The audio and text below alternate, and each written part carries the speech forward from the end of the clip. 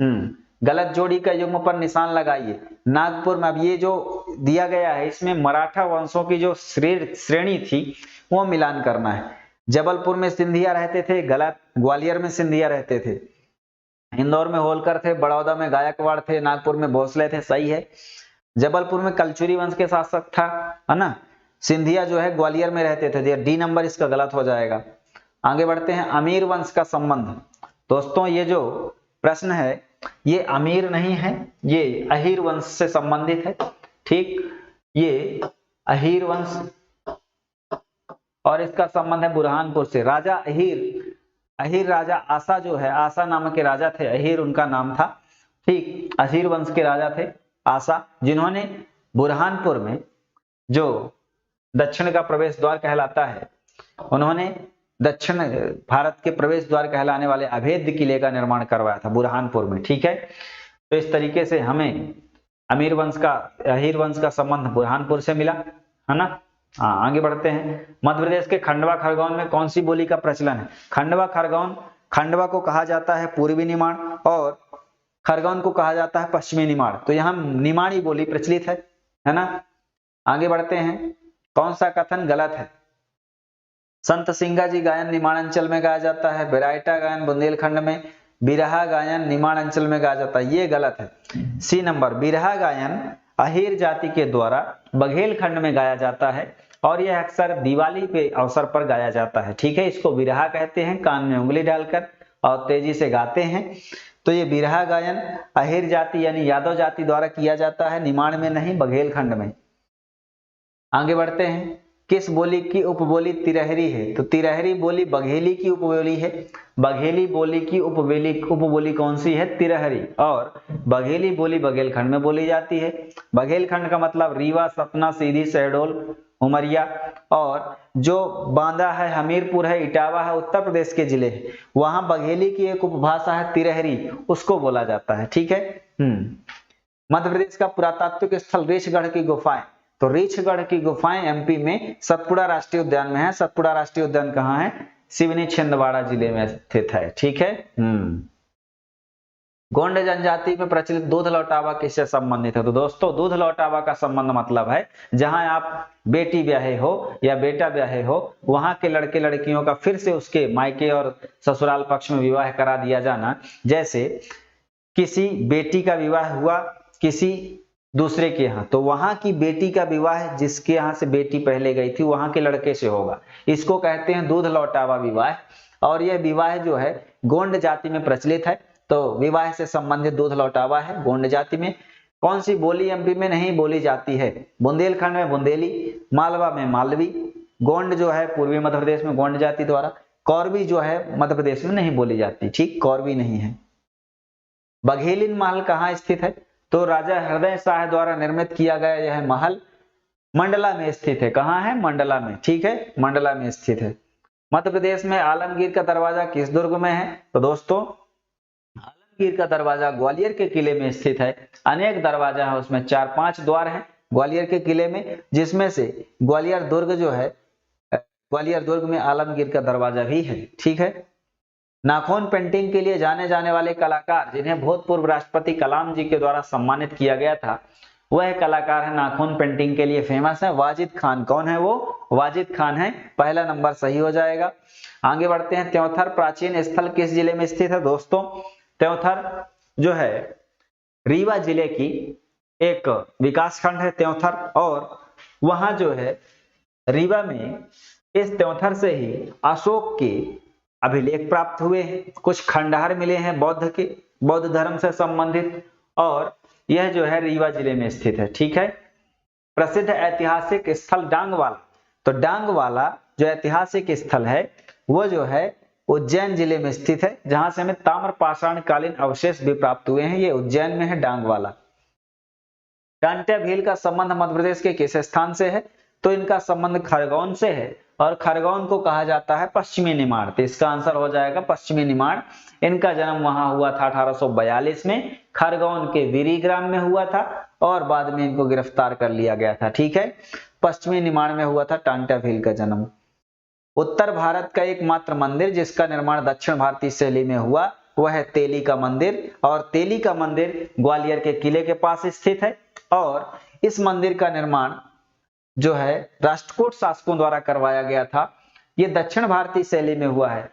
तो दोस्तों मंदिर निर्माण की 3 शैलियां हैं, एक है नागर शैली, एक है द्रविड़ शैली और एक है वेसर शैली। नागर शैली के जो मंदिर जो हैं उत्तर भारत में बनाए जाते हैं, द्रविड़ शैली के मंदिर दक्षिण भारत में, और जो वेसर शैली के मंदिर है मध्य जो दक्षिण और उत्तर उसके मध्य जो उड़ीसा, कटक यहाँ के जो मंदिर होंगे, छत्तीसगढ़ यहाँ पास, ये वेसर शैली में बने होंगे। तो दक्षिण भारतीय जो शैली होती है उसमें नीचे से लेकर के ऊपर तक जो संरचना होती है मंदिर की वो चौकोर रहती है, चतुष्कोणीय रहती है, वही एक प्रमुख विशेषता है।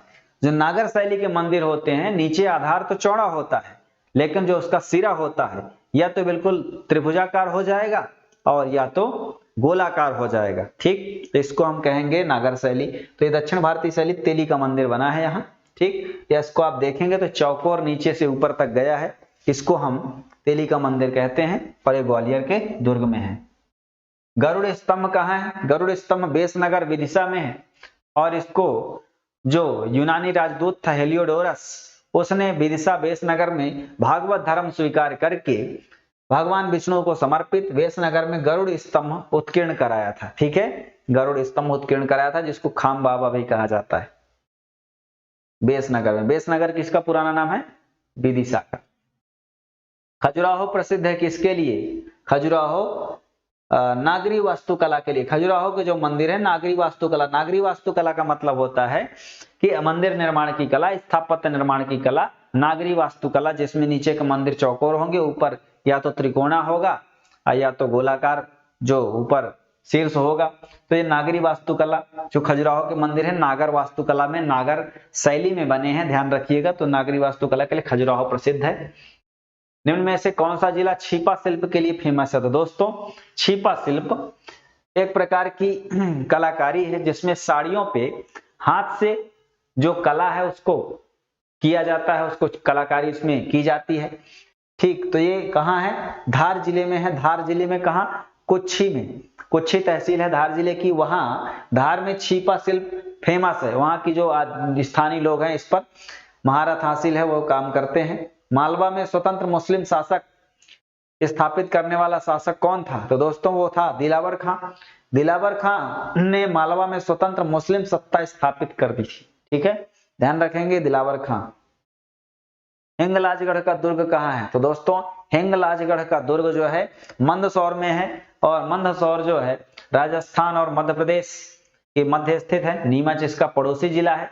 मंदसौर अफीम के उत्पादन में फेमस है। ठीक है, ध्यान रखिएगा। मंदसौर गोलीकांड हुआ था, अभी किसानों की हत्या हो गई थी 2018 के चुनाव में, बहुत सरकार के लिए निगेटिव साबित हुआ था वो कांड। ठीक, तो मंदसौर जो है हिंगलाजगढ़ का दुर्ग मंदसौर में है। ठीक है, आगे बढ़ते हैं। मध्य प्रदेश के जनजातीय लोगों द्वारा मनाए जाने वाले भगोरिया हाट महोत्सव क्या है? प्रेम का त्योहार है, भील जनजाति का। इसकी हमने बात की थी विस्तार से। किस स्वतंत्रता सेनानी ने न्याय विभाग और शासन विभाग को पृथक करने की बात की थी? तो दोस्तों शक्ति के पृथककरण, यानी न्याय विभाग अलग हो, न्यायपालिका, और शासन विभाग यानी कार्यपालिका, ये अपना अलग अलग काम करें, हस्तक्षेप ना हो, इसके लिए विभाजन करने की बात कही थी। ये जो बात कही थी ये नेता थे डॉक्टर हरि सिंह गौर। हरि सिंह गौर वही व्यक्ति थे, 1901 के कलकत्ता कांग्रेस अधिवेशन में इन्होंने ये बात कही थी, और इन्हीं के नाम पर मध्य प्रदेश का पहला विश्वविद्यालय है डॉक्टर हरि सिंह गौर विश्वविद्यालय सागर, 1946 में बना। ठीक है, चलो आगे बढ़ते हैं। मध्य प्रदेश से प्राप्त अभिलेख में कुमारगुप्त को शरदकालीन सूर्य की भांति बताया गया है। तो दोस्तों गुना जिला में एक अभिलेख मिला है, उसका नाम है तुमैन अभिलेख। ठीक है, तुमैन अभिलेख में जो गुप्त काल में अभिलेख मिला है गुप्त काल का, उसमें कुमारगुप्त राजा को शरदकालीन सूर्य की भांति बताया गया है। यानी शरद काल में जिस तरह सूर्य उदित हो जाए, लोगों के लिए बहुत मतलब अंधा क्या चाहे दो आंखें, वैसे ही है लोगों को ठंडी में गर्मी चाहिए, सूर्य का प्रकाश आ जाए तो उस कहना ही क्या है। तो तुमैन अभिलेख में कुमारगुप्त की प्रशंसा की गई है। जनजाति जनसंख्या की दृष्टि से मध्य प्रदेश का भारत में कौन सा स्थान है? तो दोस्तों मध्य प्रदेश भारत में सर्वाधिक अनुसूचित जनजाति जनसंख्या वाला राज्य है। मध्य प्रदेश प्रथम स्थान है। और यदि पूछा जाए कि भारत में सर्वाधिक एससी जनजाति, एससी जनसंख्या कहाँ है, एससी मतलब अनुसूचित जाति, तो उत्तर प्रदेश होगा सबसे ज्यादा, ठीक है। और एसटी पूछे तो मध्य प्रदेश। अनुसूचित जनजाति का मतलब, जनजाति का मतलब एसटी, और एससी का मतलब अनुसूचित जाति, ठीक। एससी सबसे ज्यादा यूपी में और एसटी एमपी में, ठीक। प्रथम 12 ज्योतिर्लिंग में एक उज्जैन में स्थित महाकाल ज्योतिर्लिंग, महाकाल जो ज्योतिर्लिंग है भगवान शिव का दक्षिण मुखी मंदिर है। और ये जो मंदिर है यह जो है परमार शासकों के काल में बनवाया गया था। परमार शासक जैसे राजा भोज, इनके जो पिता थे सिंधुराज, ठीक है, उन शासकों ने निर्माण करवाया था महाकालेश्वर ज्योतिर्लिंग। ये कहाँ है? उज्जैन में है। टोटल भारत में कितने ज्योतिर्लिंग हैं? 12 ज्योतिर्लिंग है। मध्य प्रदेश में कितने हैं? एक उज्जैन में, एक खंडवा में, ओंकारेश्वर में, ओंकारेश्वर ममलेश्वर ज्योतिर्लिंग, ठीक है। महेशमती नगर की स्थापना किसने की थी दोस्तों? कीर्तिवीर अर्जुन, ये है वंश के राजा थे। है वंश के राजा कीर्तिवीर अर्जुन ने महेशमती नगर की स्थापना की थी। महेशमती नगर का वर्तमान नाम महेश्वर है। महेश्वर में निमाड़ उत्सव भी होता है। और महेश्वर कहाँ है? खरगोन में। महेश्वर में क्या है? बांध भी बना हुआ है नर्मदा नदी पर, ठीक है। और ये तीर्थ स्थल के रूप में भी जाना जाता है। तो कीर्तिवीर अर्जुन ने किया था। महेशमती यानी महेश्वर को रानी अहिल्याबाई ने भी राजधानी बनाया था, ठीक है। चलो, निम्नलिखित में से किस जनजाति के देवता को बूढ़ा देव कहा जाता है? तो दोस्तों बैगा जनजाति के देवता को बूढ़ा देव कहा जाता है, जिनका निवास साज वृक्ष में माना जाता है। साज वृक्ष में बैगा जनजाति अपना देवता बूढ़ा देव का निवास मानती है। तो आंसर हो जाएगा बैगा। कौन सा युग्म सही है? तो दोस्तों सही मिलान करना है। होशंग शाह का मकबरा मांडू, मांडू कहाँ है? धार में। इसको महलों की नगरी कहा गया है, आनंद की नगरी, सिटी ऑफ जॉय कहा गया है। और मुगल काल में मांडू को सादियाबाद भी कहा जाता था, ठीक है। मांडू कहाँ है? धार में। वहां से जो ऊंची वादियां हैं विंध्याचल की पहाड़ी में, मांडू की पहाड़ी पर आप चढ़े, वहां से देखें नर्मदा नदी का बहुत अच्छा उत्तम नजारा देखने को मिलता है। मांडू जो है बाज बहादुर और रानी रूपमती के बीच की प्रणय गाथा का प्रतीक भी है। तो होशंग शाह का मकबरा मांडू में सही है। नवाब हसन, इसमें प्रश्न पूछा गया है कि कौन सा युग्म सही है, ठीक। 3 गलत होंगे, 1 सही होगा। झलकारी बाई की समाधि कहाँ है? झलकारी बाई रानी लक्ष्मीबाई की सहायिका थी। इनकी समाधि ग्वालियर में है और रानी लक्ष्मीबाई की भी समाधि ग्वालियर में है। गौस मोहम्मद तानसेन के गुरु थे और इनका मकबरा ग्वालियर में है, और तानसेन का भी मकबरा ग्वालियर में उनके बगल में है। नवाब हसन सिद्दीकी का मकबरा ये भोपाल में है, मांडू में नहीं है, ठीक है। कहाँ है ये? भोपाल में। और गौस मोहम्मद का ग्वालियर में, और ये झलकारी बाई की भी कहाँ है? ग्वालियर में। होशंग शाह का मकबरा मांडू में है, ये सही है।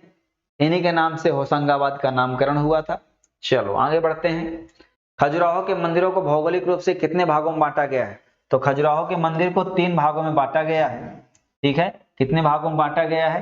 तो इनके मंदिर समूहों को 3 भागों में बांटा गया है। एक है पूर्व, एक है पश्चिम, और एक है दक्षिण, ठीक है। पूर्व में पार्श्वनाथ आदिनाथ, पश्चिम में कंदरिया महादेव मंदिर, 64 योगिनी मंदिर, और दक्षिण में भी जो दूल्हादेव मंदिर है, ठीक है, उनका निर्माण किया गया है। इस तरीके से ये मंदिरों को हम 3 भागों में देखते हैं। आप कभी जाएंगे तो यहाँ इन मंदिरों को इन 3 दिशाओं के रूप में आप समूह के रूप में देख सकते हैं। आगे बढ़ते हैं। मध्य प्रदेश की सबसे बड़ी जनजाति कौन सी है? तो मध्य प्रदेश में सबसे बड़ी जनजाति जो है, मध्य प्रदेश की टोटल जनसंख्या में, मध्य प्रदेश की टोटल जनसंख्या में भील जनजाति 39% है। कुल एसटी में, कुल एसटी में, एमपी में टोटल कितनी एसटी है? 21.10 में 39% किसका हिस्सा है? अकेले भील जनजाति का। और भील जनजाति सबसे ज्यादा एमपी में पाई जाती है, तो भील सबसे बड़ी जनजाति है, ठीक है। आगे बढ़ते हैं। मध्य प्रदेश की विशेष पिछड़ी जनजाति का समूह कौन सा है? तो हमने पुराने प्रश्न में बात की थी, बैगा, सहारिया, भारिया को 3 को विशेष पिछड़ी जनजाति केंद्र सरकार ने घोषित किया है। बैगा, सहारिया, भारिया, बी नंबर सही हो जाएगा। किसे लगातार सैनिक उपलब्धियों के कारण हिंदू नेपोलियन कहा जाता है? तो दोस्तों हिंदू नेपोलियन कर्णदेव को कहा जाता है। कर्णदेव कलचुरी वंश के शासक थे और इन्होंने राजा भोज परमार वंश शासकों के साथ युद्ध भी किया। इनकी कई अपने समय में उपलब्धियां रही जिनके कारण इनको हिंदू नेपोलियन कहा जाता है। राजा कर्णदेव को कहा जाता है, ध्यान रखिएगा, राजा कर्णदेव को, ठीक है। हाँ, अब नेक्स्ट आता है 1857 की क्रांति के संबंध में कुछ स्टेटमेंट दिए गए हैं और उन स्टेटमेंट में कुछ चीजें हमें असत्य का चुनाव करना है, यानी गलत कौन सा है। राघवगढ़ से विद्रोह का नेतृत्व राजा अजीत सिंह ने किया। बानपुर से नेतृत्व मदन सिंह ने किया। नरवर के राजा मान सिंह ने अपना खोया राज्य प्राप्त करने के लिए अंग्रेजों के विरुद्ध विद्रोह किया। ये गलत है। ये अंग्रेजों से विद्रोह नहीं किया था, इन्होंने सिंधिया से किया था। किससे किया था? ये सिंधिया से विद्रोह किया था। बाद में फिर रानी लक्ष्मीबाई ने ग्वालियर पर अधिकार कर लिया था, ठीक है। और ये रानी लक्ष्मीबाई ने तात्या टोपे ने कड़ा मुकाबला किया। सही है, केवल सी नंबर गलत हो जाएगा, ठीक, इसका आंसर हो जाएगा। आगे बढ़ते हैं। सही जोड़ी का मिलान करना है। एक तरफ दिया है चित्रकार, एक तरफ दिया है जन्म। तो कौन सा चित्रकार की जन्मभूमि कौन सी है, ये हमें ध्यान रखना है, क्योंकि जननी जन्मभूमि से स्वर्गातपि गरीयसी, अपनी मातृभूमि अपनी जन्मभूमि सबसे प्यारी होती है। जननी और जन्मभूमि से बड़ी स्वर्ग से भी बड़ी होती है। जननी और जन्मभूमि स्वर्ग से भी महान होती है। सैयद हैदर राजा चित्रकार हैं, विश्व प्रसिद्ध। इनका जन्म मंडला में हुआ था। रमेश पटेरिया जी का जन्म जबलपुर में हुआ था। राजा राम जी का जन्म इंदौर में हुआ था। और डॉक्टर मंजूषा गांगुली का जन्म हुआ था ग्वालियर में। तो गांगुली से ग्वालियर, राजा राम से इंदौर, रमेश पटेरिया से जबलपुर और हैदर राजा से मंडला। ये आप इनका ध्यान रखेंगे, है ना। आगे बढ़ते हैं। घोड़ा डोंगरी के जंगल सत्याग्रह का नेतृत्व किस जनजाति व्यक्तित्व ने किया था? हमने पुराने प्रश्न में विस्तार से चर्चा की है। गंजन सिंह कोरकू और बंजारी सिंह कोरकू दोनों ने समूह रूप से। तो गंजन सिंह कोरकू का नाम है, इसमें सी नंबर सही हो जाएगा। भील जनजाति का समूह मूल रूप से आर्थिक सामाजिक दृष्टि से क्या है? तो दोस्तों भील जनजाति का जो भिल्ल शब्द है, भिल्ल जो है तमिल भाषा का शब्द है और उसका अर्थ होता है धनुष। तो ये वास्तव में तीरंदाज होते हैं, शिकारी होते हैं और शिकारी और योद्धा के रूप में इनकी पहचान है भीलों की, ठीक है। और भील जनजाति प्रोटो ऑस्ट्रेलाइड समूह की जाति है और शिकारी और योद्धा कही जाती है। धनुष बाण ये रखते हैं, ठीक है। चलो आगे बढ़ते हैं। हलवा जनजाति एक जनजाति है, हलवा। इसका निवास स्थान जो है मध्य प्रदेश में कहाँ है, ये हमें बताना है। चलो बताते हैं इसका आंसर। हलवा जनजाति मध्य प्रदेश के बालाघाट जिले में। कहाँ स्थित है ये? बालाघाट जिले में निवास करती है हलवा जनजाति, ठीक है। 1857 के विद्रोह में सक्रिय रूप से भाग लेने वाली जनजाति कौन सी है? भील जनजाति। भील जनजाति में टांट्या भील, भीमा नायक जैसे अनेक सेना नायकों ने भील जनजाति के समुदाय से नेतृत्व किया, देश में आजादी में अपना योगदान दिया। तो भील जनजाति, भील आंदोलन भी हुआ, भील विद्रोह भी हुआ कई बार, राजस्थान में, एमपी में, बुरहानपुर में, सब जगह। आगे बढ़ते हैं। भील जनजाति के संबंध में कौन से सही कथन का चुनाव करें? भील जनजाति संख्या की दृष्टि से मध्य प्रदेश की दूसरी बड़ी जनजाति है। ये तो गलत कथन है, ठीक है। दूसरी बड़ी नहीं है, पहली बड़ी है, इसलिए कथन गलत हो जाएगा। यह जनजाति भील जनजाति मंगोलायड है, मंगोलायड नहीं है, ये प्रोटो ऑस्ट्रेलायड है, ठीक है। प्रोटो ऑस्ट्रेलायड समूह की कहलाती है। इस जनजाति की स्त्रियां अंगरखा मानक वस्त्र पहनती हैं, सही है। भील जनजाति का प्रिय पदार्थ पेज है, ये गलत है, ठीक। ये जो खाद्य पदार्थ है पेज, ये गोंडों का है, इनका नहीं है। तो सी नंबर सही हो जाएगा, बाकी सब गलत, ठीक है। आगे बढ़ते हैं। रामगढ़ का अजय किला मध्य प्रदेश के किस जिले में है? तो दोस्तों रामगढ़ का जो अजय किला है, ये जो किला है ये बड़वानी जिले में पड़ता है और इसका निर्माण परमार राजाओं ने कराया था। परमार शासकों ने इसको बनवाया था और ये अजय माना जाता है, ठीक है। चलो आगे बढ़ते हैं।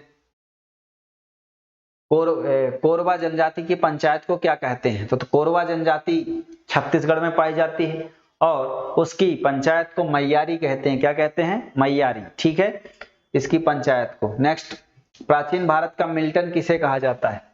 तो दोस्तों, प्राचीन भारत का जो मिल्टन है ये कहा जाता है भवभूति को। ये बहुत अच्छे संस्कृत के महान नाटककार थे और ये कन्नौज के दरबार में, कन्नौज राजा के दरबार में, यशोवर्मन के दरबार में रहते थे और इन्होंने मालती माधव, उत्तर रामचरित, महावीर चरित इन्होंने रचा है भवभूति जी ने। ठीक है, तो इनको प्राचीन भारत का मिल्टन भी कहा जाता है। इस कथन से ध्यान रखेंगे इनको। आगे बढ़ते हैं।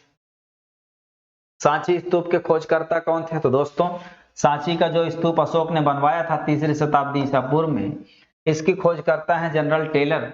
1818 में इन्होंने इसकी खोज करी, यानी इसके बारे में पता लगाया और सांची के स्तूप को 1989 में यूनेस्को विश्व धरोहर सूची में स्थान मिला। कब मिला? यूनेस्को सूची में। जब किसी भी स्थान को यूनेस्को सूची में नाम मिल जाता है तो उस स्थान के संरक्षण के लिए यूनेस्को जो है धन भी मुहैया कराता है और इसके लिए बाकायदा स्टैंडर्ड अपनाए जाते हैं और उसकी विश्व में ख्याति होती है, पर्यटन को बढ़ावा मिलता है। ठीक है, चलो आगे बढ़ते हैं। मध्य प्रदेश की कौन सी जनजाति कबीरपंथी है? कबीरपंथी मतलब निर्गुण निराकार ब्रह्म की उपासना करने वाली जनजाति है कबीर जनजाति, कबीरहा जनजाति। ठीक है, जैसे कबीर जी का कहना था कि काकर पाथर जोड़ी के मस्जिद दियो बनाए, ताक चढ़ मुल्ला बांग दे, बहिरा हुआ खुदाए। इन्होंने जो मुसलमान लोग अजान करते हैं उसकी निंदा करते हुए कहा उन्होंने कि ये दिन भर चिल्लाते रहते हैं जैसे खुदा इनका बहरा है। ऐसे हिंदुओं में जो मूर्ति प्रथा थी, मूर्ति पूजा है, उसके बारे में उन्होंने कहा कि पाहन पूजे हरि मिले तो कबीरा पूजे पहाड़, यानी आप पत्थरों को पूज कर भगवान मिल जाएं तो हम पूरा पहाड़ पूज लेंगे। ऐसे वो एक स्पष्ट दृष्टि रखने वाले व्यक्ति कबीर यानी कबीर दास जी, जिन्होंने बीजक नामक ग्रंथ की रचना, यानी उनके जो मौखिक दोहे थे उनके शिष्यों ने बाद में संकलित किया। तो बीजक में उनके दोहों का वर्णन है। गुरु गोविंद दो खड़े काके लागू पाए, बलिहारी गुरु आपने गोविंद दियो पताए। इन्होंने गुरु महिमा, सत्संगति की महत्ता, बहुत सारी बातों पर इन्होंने अपने दोहे के इस रचना करी।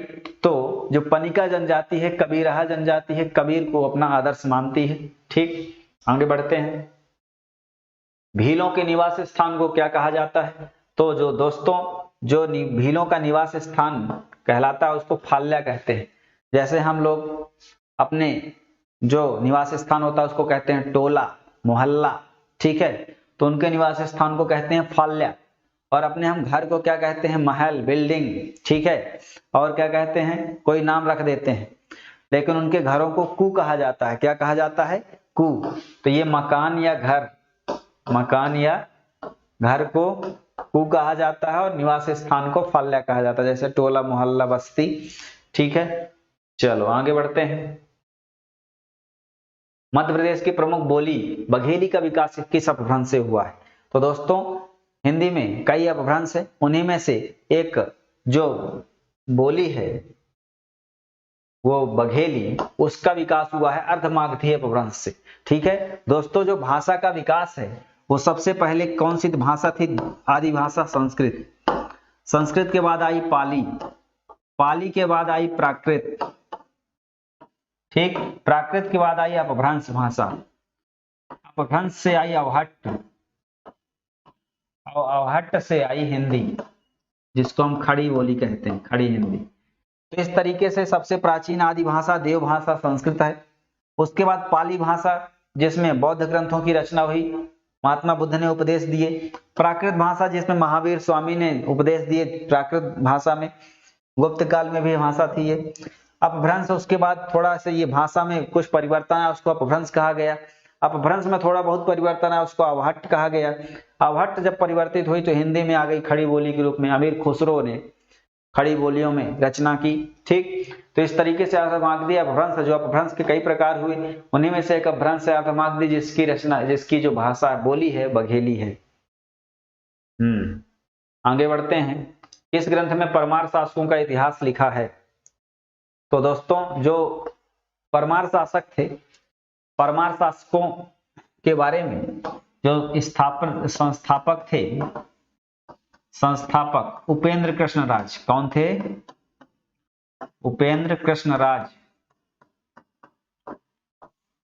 उपेंद्र कृष्ण राज। और ये जो परमार शासक थे, ये धार राजधानी थी इनकी, यानी उज्जैन राजधानी, पहले उज्जैन, और जब राजा भोज राजा बने तो उन्होंने धारा नगरी या धार को राजधानी बनाया, वहां सरस्वती मंदिर का निर्माण करवाया, भोजशाला का निर्माण कराया। ठीक है। इनके उत्तराधिकारी बाद में बने सिंधुराज। ठीक, कालांतर में सिंधुराज के बाद कौन बने थे? राजा भोज। राजा भोज के पिता थे सिंधुराज, और सिंधुराज के दरबार में जो व्यक्ति थे वो परिमल पद्मगुप्त। परिमल पद्मगुप्त। और परिमल पद्मगुप्त ने जो रचना रची उसका नाम था नव साहसांक चरित। नव साहसांक चरित परिमल पद्मगुप्त की रचना है। और परिमल पद्मगुप्त जो है सिंधुराज का दरबारी कवि था, और इस दरबारी ने इस रचना को रचा जिसमें परमार शासकों का व्यापक इतिहास मिलता है। ठीक है, आगे बढ़ते हैं। हाँ, दुलदुल घोड़ी किस जनजाति के द्वारा किया जाने वाला नृत्य है? तो दोस्तों ये जो नृत्य है ये सहरिया जनजाति द्वारा शिवपुरी में, ग्वालियर में, गुना, अशोकनगर में रहने वाली सहरिया जनजाति में ये दुलदुल घोड़ी नृत्य फेमस है। वहां कई विवाह के अवसर पर भी किया जाता है। ठीक है। इसके अलावा इसका अन्य क्षेत्रों में भी प्रचलन शादी विवाह में देखने को मिलता है। किस जनजाति में लमसेना प्रथा प्रचलित है? बैगा। बैगा में लमसेना विवाह है। लमसेना विवाह का मतलब होता है सेवा विवाह। क्या है? एक प्रकार से सेवा विवाह। सेवा विवाह गोंडों में भी होता है जिसको घर जमाई कहते हैं। ठीक है, मतलब जो वर होगा यानी दूल्हा होगा वो लड़की के यहाँ जाएगा, उनकी मदद करेगा, और वो लोग खुश हो करके उसको अपनी लड़की सौंप देंगे यानी विवाह कर देंगे। तो एक प्रकार से सेवा विवाह होता है, लमसेना विवाह कहते हैं इसको। और इसमें जो है वर्तमान के विवाह से अलग होता है। ठीक है, इसमें जो लड़का होता है वो लड़की के यहाँ जाता है और उनके यहाँ सेवा करता है, उसके माँ बाप की हेल्प करता है, और फिर उसका विवाह कर दिया जाता है। इसको सेवा विवाह कहते हैं। सेवा करो तो बदले में हम कन्या देंगे। ठीक, तो ये बैगा जनजाति में प्रचलित है, और ये वास्तव में इसलिए किया गया था कि पहले गरीबी बहुत थी तो जाहिर सी बात है कोई अपनी कन्या को तभी देगा जब उसके गुणों से परिचित हो जाएगा, कमाने लायक है कि नहीं। तो ये अच्छी पद्धति है टेस्ट करने की, जानने की कि व्यक्ति कमाऊ है कि नहीं। तो ये बैगा जनजाति में प्रचलित है। लमसेना विवाह गोंड में दूध लौटावा, सेवा विवाह, घर जमाई उसको कहते हैं। ठीक है, ये प्रचलित है। चलो आगे बढ़ते हैं। कोरकू जनजाति के द्वारा किए जाने वाले खम्ब स्वांग में किसका पूजन किया जाता है? तो दोस्तों कोरकू जनजाति दक्षिण मध्य प्रदेश में निवास करती है, और ये खम्ब स्वांग जो उनका नाट्य है उसमें पूजा की जाती है मेघनाथ की। मेघनाथ जो है रावण का पुत्र था।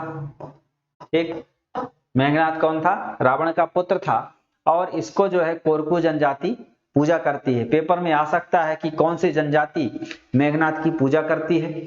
तो मेघनाथ की पूजा कोरकू जनजाति द्वारा की जाती है। कोरकू जनजाति कहाँ निवास करती है? होशंगाबाद, बैतूल, हरदा, ये जो दक्षिण के जिले हैं, निमाड़ में, वहां। और एक खम्ब स्वांग उनका नाट्य होता है जिसमें वो मेघनाथ की पूजा करते हैं, आराधना करते हैं। ठीक है, तो इस तरीके